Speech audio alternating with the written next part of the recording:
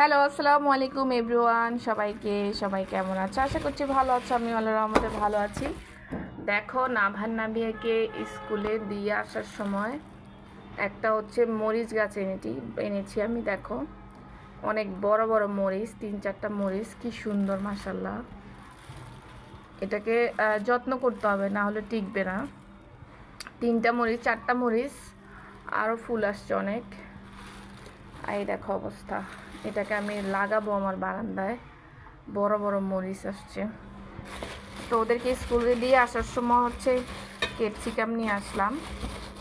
এক হচ্ছে বৃদ্ধ বয়স্ক মামা হচ্ছে বিক্রি করতেছিল ক্যাপসিকাম। তো যেহেতু রোজা আসতেছে, এটা সেটা বানাবো। আর হচ্ছে তেঁতুল নিলাম। তেঁতুল ছাড়া তো চলবে না আমাদের। এতদিন তো বাবার বাসায় শ্বশুরবাড়ির প্রোগ্রাম, এই সেই হাবি জাবি বক্কর চক্কর এই করতে করতে দিন গেল।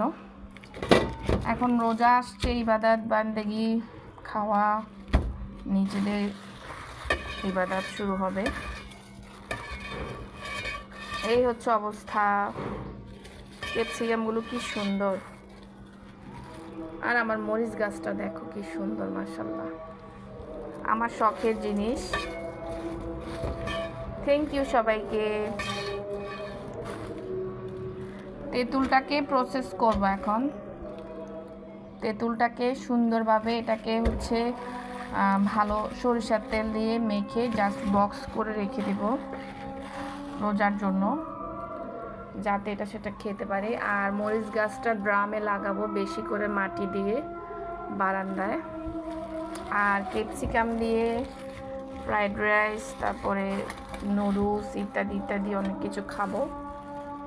এই হচ্ছে অবস্থা। তোমাদের ভাইয়া হিউজ পরিমাণে বাজার করে দেওয়া সত্ত্বেও আমি এগুলো করি। আমার শখের জিনিস। আগেও